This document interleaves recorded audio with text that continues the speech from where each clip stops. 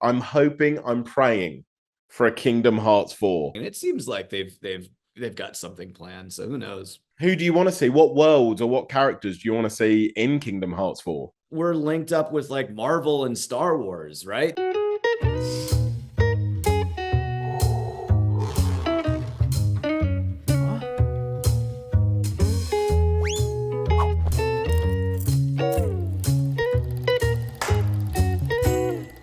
Hey, how's it going? Hello, mate. How are you doing? Good. How you doing today? You might have caught me on the hottest day of my life. Oh, really? Where are you? I'm in London. It's hot there too, because it's hot in LA right now for sure. I don't usually do all my interviews with like all of my chest on display, but for today, I kind of have to do it. I'm sorry for that. Oh, no worries. Where are you now? I'm in Los Angeles, but it's gonna be 97 later today. So yeah, it's been a hot week. It's cooling down to the 80s tomorrow, which will be nice. I mean, that still sounds ridiculous. For you to say that's a cool level, Yeah. this could be like like 1 degree over what I'm used to. And I'm like, no, take everything off. I'm too hot. It's disgusting. Yeah. Thank you for taking the time to chat to me about Blink Twice. Definitely. When I got the opportunity, I was like, oh, this is going to be great. Like, I know the film's a little bit creepy, but Haley Joel Osment, like, I've seen him in like What We Do in the Shadows, The Boys. I know he's going to be my comedic relief. My God, you weren't that. You were not my comedic relief in that. Oh, we got some comedy in there. Yeah. And then you flip reverse it. I mean, do you enjoy shattering my expectations and being very, very creepy in this? Sure. Yeah. I mean, I always love subverting expectations in a role. And I think, yeah, that happens repeatedly with a lot of the characters in this movie is that nobody's really sure who's up to what in this movie. And it takes a little bit of time to figure it all out. I always enjoy these sort of projects because I think for an actor, they must be like a huge risk in a way because you get a script for it and it could either be like a masterpiece or it could just be like this really weird, bizarre flop. And luckily for you, Blink Twice, I absolutely loved it. Oh, I'm glad to hear it. How did you react the first time you read this script and saw what your character was going to be up to?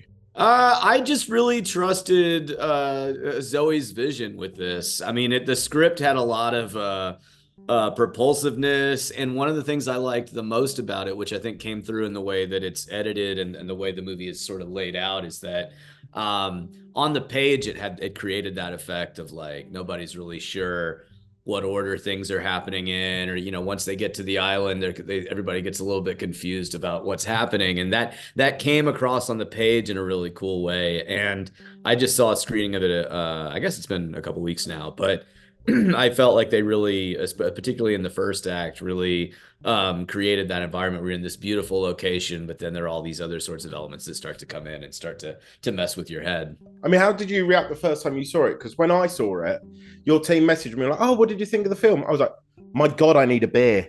I need a strong drink. Yeah. I think that could be a reaction a lot of people have. I mean, I got to see it with a lot of the cast, so it was really exciting to see everybody again. And I brought one friend who had no idea what the film was about and no information about what was happening, and I was really curious to see it through her eyes. So I liked her reactions in it too, because it's there's it's a roller coaster ride. Yeah. More importantly, you don't get much more of a roller coaster ride than the name of this film. I mean, how did you react the first time your agent said, by the way, I want you to be in a film called Pussy Island? I knew that Zoe must have had a good reason to call it that, and we almost got to the release date with that title, but I understand why, for various reasons it had to be something else. But yeah, the hashtag still pops up when we're promoting it sometimes. Blink Twice, Pussy Island. Imagine if Oscar season comes around and someone like Daniel Day-Lewis has to be like, and the Oscar goes to Pussy Island. I think we would really enjoy that. Yeah. I mean, Octopussy came out 50 years ago, so I think it's been said before, but I don't know if Octopussy got nominated for Best Picture. It's a wild situation you're in because your character's doing some really horrible things, but you're doing it in a gorgeous island with some of the best actors out there. I mean, what would like you and Channing, Naomi, Christian do in your downtime to relax after all of these intense scenes? It was great that we all were basically living at the location for the most part. We had 2 weeks in Mexico City at the end, and I guess we were all in the same hotel at that point. But at the hacienda out in the jungle that was standing in for Slater's Island, it really was us just staying in all these rooms, kind of in this one wing of this, building that was several hundred years old, kind of isolated out in the jungle. So it was nice that even, pretty much all the time we had off, we were still, having meals together and swimming in the pool together and going off to find cenotes and stuff like that. So it, when, it's, all the things that happen in this movie, it makes it easier when you're with a group of people that you trust and that you've gotten to know really well. And I really credit Zoe and her whole creative team for making us feel like we were, this family, or I guess a bunch of kids at summer camp in some ways too. What is a cenote? I'm not cool enough to be invited to these islands. I'm glad you asked. It's a very interesting feature of that part of Mexico. There's no water, rivers or above ground water in this portion of the Yucatan Peninsula in Mexico. It's, I believe, like pretty much the entire area has this limestone base. So all the water goes through these. I mean, if it's the pictures of it online are really cool, but it becomes these sort of like cylindrical holes that go down into the ground, and there's these freshwater systems that are connected through caves and underwater passageways. So in ancient times, it made it a very difficult and rain dependent place for those societies to be organized around. So the Maya and all of these places there, like it was a very intense place to make a civilization, because if it didn't rain and you didn't have any way of, pumping water up out of these cenotes, you had no access to water. So it's a very interesting place to be. And you can go swimming in these and you can see sometimes, I think some of the ones we went to, you can look hundreds of feet down into the earth where the water goes in these little passageways and everything. So we'd go swimming there. I know making this film must have been incredible, but my God, your Instagram is going to be popping soon. Yeah, I guess there's some stuff from some behind the scenes stuff that can finally be posted once this film comes out in a couple weeks. It must be hell as well. Like, obviously, this film has twists and turns and all of that. Like, how do you stop your mates asking you, by the way, go on, just tell us the ending of Blink Twice. They're pretty good about it. They're pretty used to it by now. And I think even with things that aren't mysteries or thrillers, like there is just a policy with most things that you make these days where you're signing an NDA and there's no, even if you're just reading for something, a lot of the times it's all very, very secretive. So I worked on the Netflix series Wednesday earlier this year, and I shot it in Ireland and left Ireland thinking, wow, it's going to be like a year before I can tell anybody while I was there. And then Netflix released, the names of the cast in that season. So I was like, okay, I don't have to be like strange, cagey about why I was in Ireland for all those weeks and in early 2024. We will come on to that later, by the way. Blink Twice features a lot of like partying, drinking, excess. And I'm kind of hoping your rap party for this film followed suit. Did you get to do the same level of partying as you did on screen? Oh, we were much more responsible, obviously, than the cast, than the characters in the movie. We wrapped when we were in Mexico City, so we got to have some really nice dinners out with, the cast and some of the crew, because we'd been in Mexico together for, I was there with them for somewhere between 6 and 8 weeks, and Zoe had been there for, months before that. So, yeah, it was cool in Mexico City. A lot of people's like girlfriends, boyfriends, husbands, and wives had come to visit by then. So it ended on a really nice kind of wholesome family note, I guess. There was no running around in white robes or anything. I guess, but we'd already done that. Yeah, you're like, please get the snakes away from me. I can't be bothered with more of that in my life. You mentioned her there, Zoe Kravitz. I mean, this is wild because it's a wild plot. It's a wild setting, a wild budget, wild cast. And she's doing it, directing her first feature-length film. That's absolute insane. How was she to work with? Fantastic. And going in and doing a press for this movie, I had several times just double checking to make sure I got it right. I was like, this was her first movie, right? Because it did not seem like it, both in, the product of the work and also the experience making it. She was such a great leader to have. And, there's a lot of logistical difficulties shooting something like this with a huge cast and a lot of really complex shots that we'd be doing in one continuous take, that it required really detailed choreography and everything. So it took a lot of work, and she was always just very, very steady and reassuring and very accommodating of what everybody needed as an actor. And it reminded me a lot of when I worked with Night Shyamalan 25 years ago, because he was also really young, making, that wasn't his first movie, but it was one of his first movies, and dealing with all the pressure of doing this, big studio film with all these different elements in play. And it really only worked because he had a firm hand on the wheel and a very relaxed attitude, and, took everybody's stress level down just in the way that he was on the set. And Zoe was the same way too. If I was Zoe, I'd have to be paying you off to say that sort of stuff about me.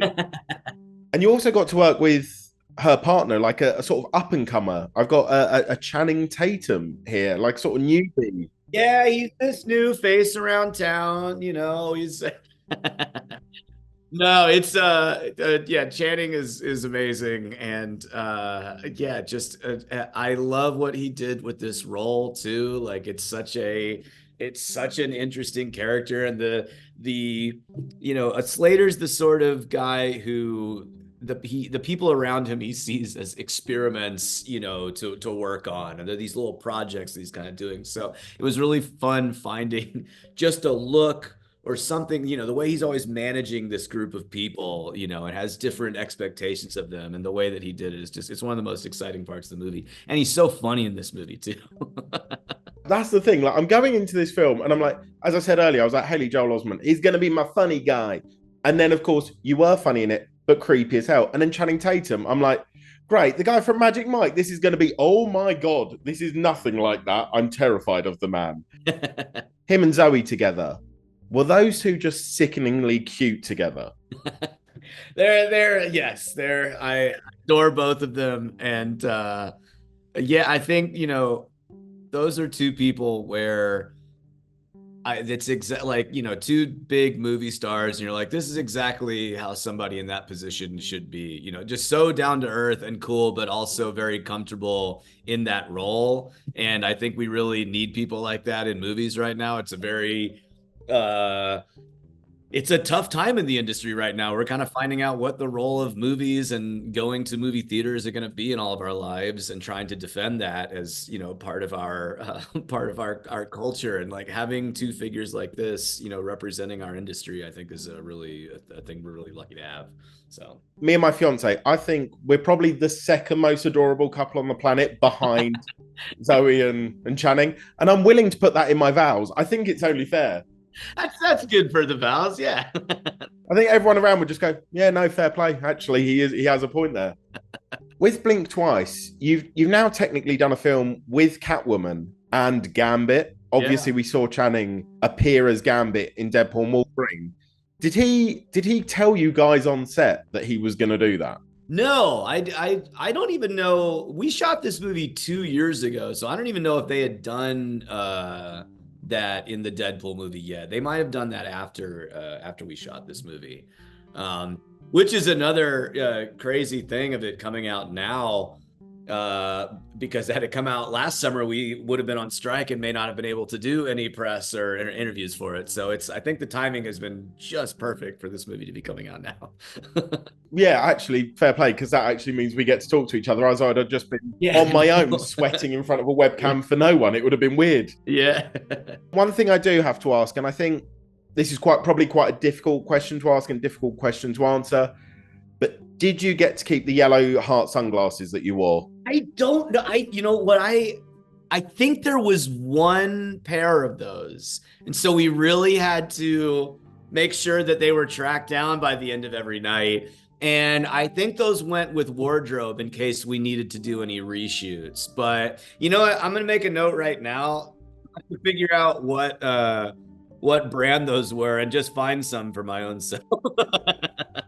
One day we'll be in a museum and we'll see like Judy Garland's red slippers, Haley Joel Osment's yellow sunglasses. I want those going in either the Academy Museum or the Smithsonian. They're gonna go to one of those, yeah. Is there like a Blink Twice WhatsApp group you can just drop in and be like, has anyone seen those glasses? That's true, yeah. I think I will be doing that. I bet Zoe has them. I bet that's something Zoe would have taken home with her. Which to me just doesn't seem fair. Like, she's got all of the acclaim of the movie. She's got all of that. She doesn't need the glasses as well. And all the props. She's got all the props too. Great director, but very greedy person is what we're saying here. Obviously, we spoke about the script of Blink Twice, and we said it's very complex. It's got twists and turns. It's quite dark. But I wanna talk about a project of yours that makes the script for this look like Sesame Street. And that is Kingdom Hearts. Ah, yes. When you get given a script for Kingdom Hearts, how many times do you have to read through it before you go, oh no, I do understand this now? I don't think I ever got one, and God, I wonder how thick that phone would be if it was all the dialogue put together, because there is a lot of secrecy about that story too. So a lot of it would be going in for the first voice session. And I particularly remember for Kingdom Hearts 2, the producers had this like poster board up with the timelines, and they're going like, so this time we're going back in time to the first time. That one was funny for me because, you know, Sora has incrementally got a little bit older as time has gone on over the last 20 years. But when I first played him, I was 11 or 12, I think. So that was that voice. And then for Kingdom Hearts 2, and I was like 15 years old when my voice was changing, or it was, you know, almost finished changing. Going back and doing myself as a 12-year-old was a really tough thing to do. It's easier doing a younger voice now that my voice has reached its, you know, final stage, I guess, than in that period of transition when you're a teenager. And so when I went in for the first time for Kingdom Hearts 2, I was like, okay, good. Well, at least he'll be like 15 now. They're like, actually, no, we're going back in time. So back to the even younger than he ever was the first one. You're like, oh man, but we worked it out. I hope Sora catches up with you, and in the next one he just got like a big beard, big mustache. That's what I really want. I like that. Maybe that's coming up for Kingdom Hearts 4. Yeah. As you said, like, you've played Sora for a long time now, but in the past you've also played like Chip and Mowgli and like the Beauty and the Beast and the Jungle Book. Yeah. Have you ever been asked to do other Disney characters in Kingdom Hearts? No, I don't. No, I think they usually have people who are already play those characters in the Disney universe. And I wonder whether, because, you know, Sora's voice is so identifiable, if it would be confusing if there was any other ones in there. But it is a funny thing that you do sometimes in animation for newer shows, where you'll come and you record your character, but they'll also get you doing some other random background people just to flesh out the world a little bit. So I enjoy doing that. To be fair, I would give every penny I've got for a Kingdom Hearts, but you're every character. Yeah. You're Donald Duck, you're Mickey, you're Riku, everyone. I'm going to let you make me exceptionally jealous at this point. Do you just get inundated with freebies from Disney? No, they I don't, you know, it's when I go and do like charity events and things like that, every time I'm like, I need to like stock up on some things to sign and give away, because I just don't collect too much gear in general, but I'm like, I need to make sure when I finish these projects to get a couple of things, because, you know, you can take them to charity auctions and everything. And I've had some interview coming up with something video game related, and they're like, do you have any like memorabilia? And I was like, I really need to go in the attic and see what I have. To be fair, you need a lot of storage space for Keyblades and Sora shoes. Both of those are huge. You'd need like a second property just for them alone. It's an irregularly shaped a couple of objects to be stored. Yeah. As you said, you've been doing it for a long time. You're best friends with Goofy and Donald. I mean, you've even been parodied on Robot Chicken. Like, what has been the best experience that you've had from this entire Kingdom Hearts journey? When I first got involved with it, I just really had no idea. I mean, I didn't even know that it was going to be a multi-part series that went on for, now going on 25 years. So I'm very grateful because it's a great job to have had, every couple of years for the last couple of decades. But I just, the fandom is really impressive, and it's something that kids keep discovering, and it really makes me happy to run into kids who have enjoyed playing, and not just kids, but people have been playing it since it came out in 2001. I remember doing a play in Philadelphia in like 2010, 2011, and we do matinee shows for like middle school so they could go see some theater. It was this play called Red about Mark Rothko, and I loved the Q&A. It was all like 12, 13-year-old kids, and every question would be about Kingdom Hearts, which I got out of because we're like, we're trying to teach you guys about modernist painting, and you just want to know about Kingdom Hearts. I'm a 31-year-old man, and I still want to know about Kingdom Hearts. I used to play it religiously in my house to the point where my mum got so sick and tired of it because I used to get like stuck on certain levels. There was one with you're fighting Clayton in the Tarzan world. Yeah. And I always used to fail that mission, but have to listen to the cutscene before it every time. I couldn't skip it. Right. Oh my God, it drove my mum insane. So I want you to know that's your fault that my mum probably has a little bit of hatred for me now. Just want you to know that. I'll take responsibility for that. It's crazy now because some of my friends have kids that are that video game playing age, and the time dilation that happens when she's like, you need to stop playing PS5. It's been 3 hours. She's like, well, in 20 minutes. She's like, no, you've been playing it for 3 hours. The kids are like, wow. Like you've got like stubble. Like what? It really, you can get locked into those missions for hours and hours. Yeah. I mean, I'm guessing this isn't all going to come to an end. I'm hoping, I'm praying for a Kingdom Hearts 4. And I know nothing's been announced, but how does the thought of another sequel make you feel? Oh, I feel like they will. I'm the last person in the assembly line because they record it in Japanese first every time. So I'm the very last stage in the process for each version of the game that comes out. But I feel like there'll be another one. I was looking online recently, just seeing what people saying, and it seems like they've got something planned. So who knows? I certainly would love to dive back in. And there's with all the different worlds that fall under the Disney umbrella now, it just kind of feel like you have endless possibilities for new levels. So I just love seeing that. Who do you want to see? What worlds or what characters do you want to see in Kingdom Hearts 4? Oh man, God.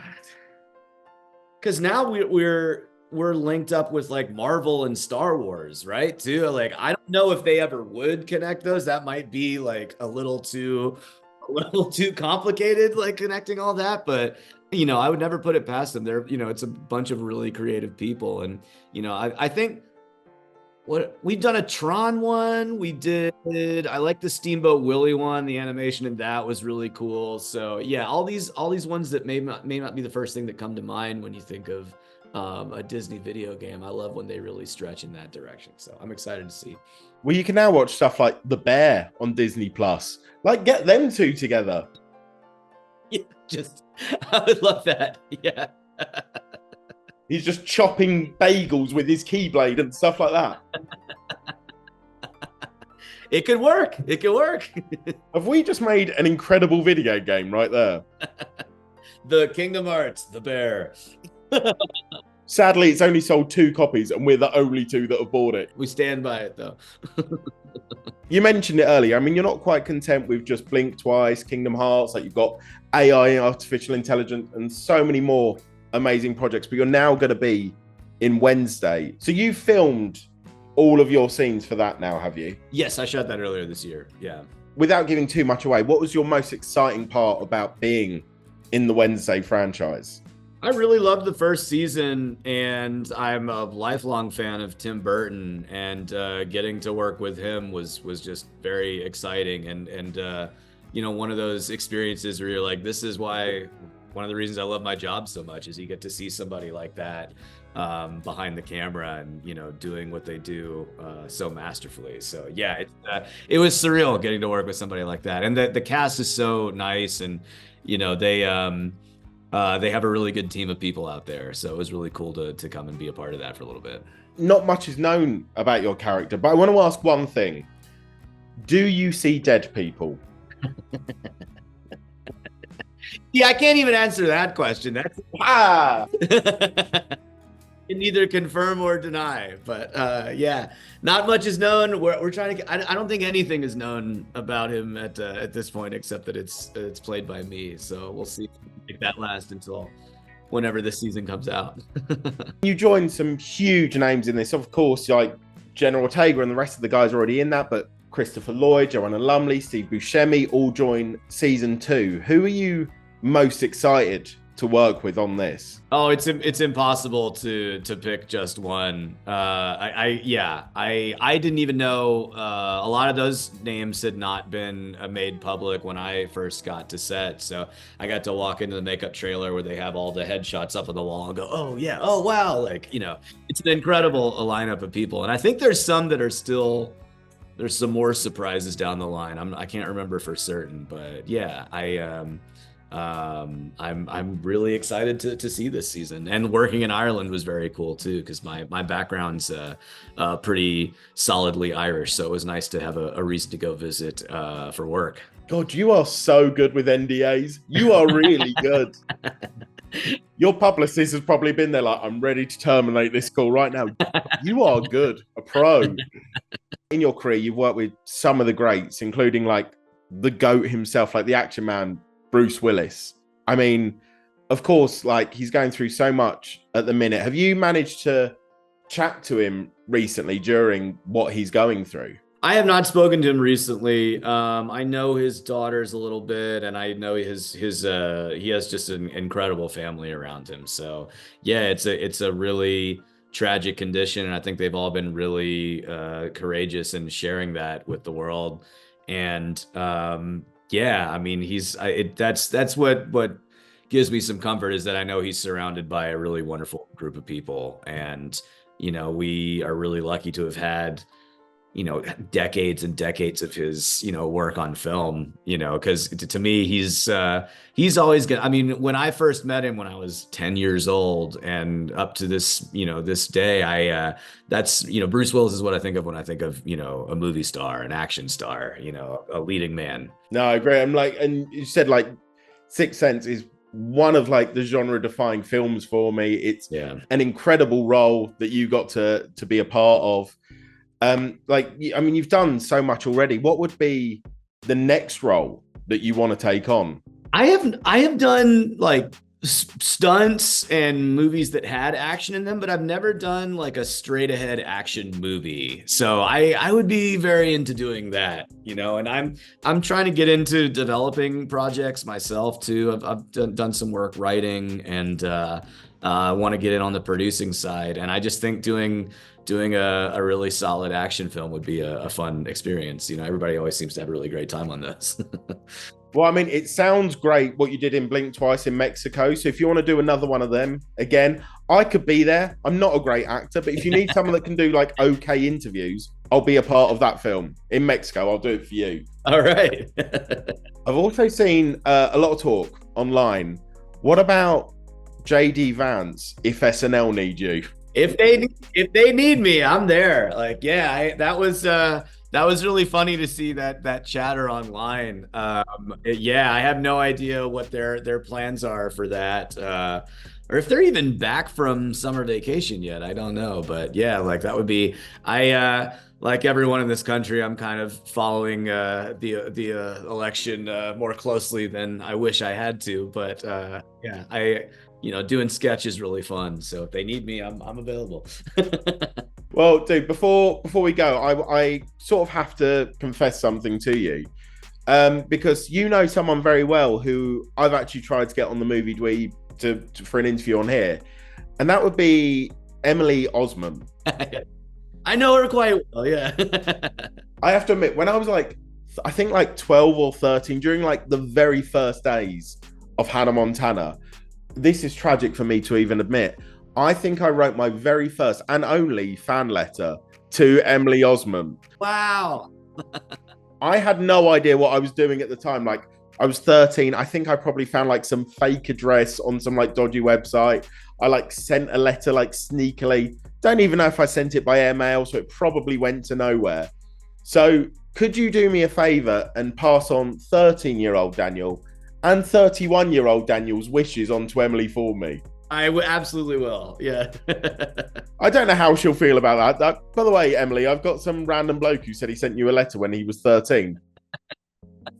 Dude, thank you so much for chatting to me about Blink Twice, Kingdom Hearts Wednesday. So I'm going to have to take a very cool sit in the fridge probably right now because I'm burning up. That's a good strategy on a day like today. Yeah. Dude, thank you so much. All right, man. Really nice talking to you. Take care.